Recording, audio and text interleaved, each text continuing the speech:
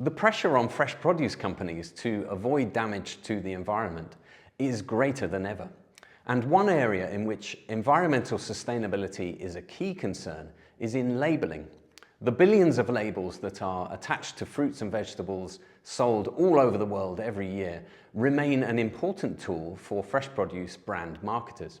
But the materials that these stickers are made from has come under more scrutiny and indeed tighter regulation in the past few years. This has encouraged suppliers to make them more recyclable and compostable. I spoke to Tim Watkins of Sinclair International, the world's leading provider of adhesive labels for fresh produce, about the sustainability question and some exciting new developments that they're working on to help people meet that environmental challenge.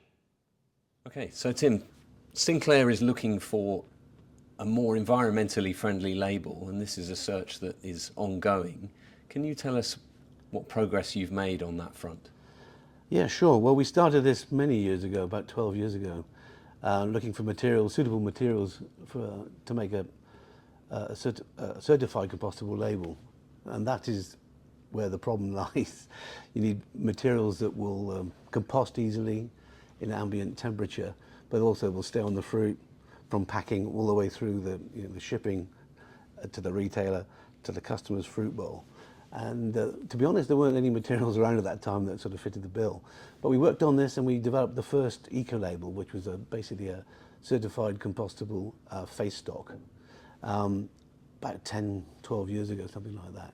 But we couldn't find an adhesive that was suitable for that. But we launched the eco-label at that time because we wanted to make that first step.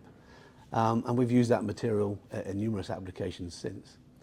So in more recent times, there was an even more urgent need to develop a compostable label for some markets where government legislation meant that this was going to be necessary, notably in France.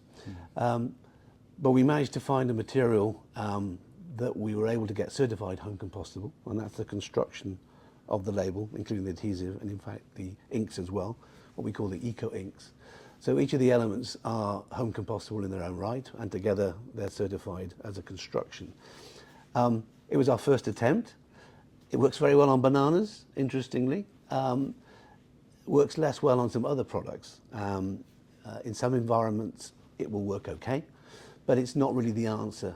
Now we do have industrial compostable labels, but not all markets want industrial compostable, because for industrial compostable the label has to go to an industrial composting facility to break down within 180 days, whereas home compostable has to break down within 12 months in ambient environment. So there's quite some challenges and quite different targets to hit. But we are working on the home compostable, high-performing home compostable label now, and in fact it's in test. And by the end of 2023, we will have the results. And we're very confident that we're going to have a higher performing home compostable label. And we also are aiming at having that label being industrial compostable certified as well, so that if a market wants industrial compostable, they can use that label. If a market wants home compostable. In fact, if a retailer wants home compostable, because as we know, it's not just national governments, it's also retailers are looking at their options as well. So we're kind of optimistic that we're going to have a good solution to the market by 2024. But nothing is ever guaranteed, of course, but we're working on it. So that label that can be composted within 180 days, that seems like an ambitious challenge for you. How soon do you think you'll have a product that would be able to meet that goal? Well, the 180 days is for industrial compostable, and we already have that. So we have a certified industrial compostable label, but it has to go into industrial composting environment, and they're not plentiful around the world. There are some in Europe, there are some in the US.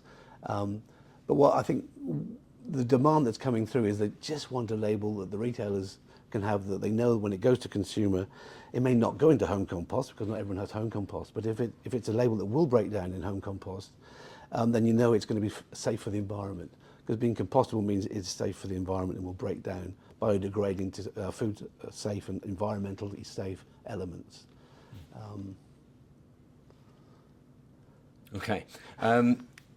What other challenges do you see ahead in terms of the demands that are placed on labelling machines, labelling materials? The good news with the labelling materials we're working on is that they all work on our machinery, so that's a good thing, because our machines are used around the world, as you already know.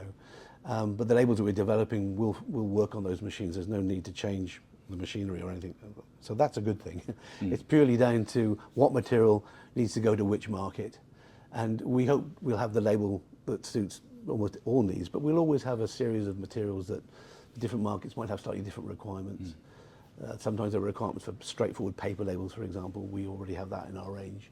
But of course, the performance of paper is not as good as some of the high-performing film labels that we do. So we're hoping to have a home compostable, industrial compostable film label that will be right for everybody. Now, you mentioned France as one of those markets where the bar is arguably higher in terms of what kind of label is required. Or will be required very shortly. Do you see Europe generally as the area of the world where the demand placed on you to be more environmentally friendly is highest? It certainly has been to date the highest. That's where the most noises come from, Europe. And I think we all agree that single-use plastics, good idea to have a look at that. And any of us supplying products in single-use plastics, see what we can do to reduce the impact and so on. But I think Europe is definitely the hotspot at the moment. A lot of markets, a lot of retailers haven't decided yet exactly what they want. They just know they want more sustainable products.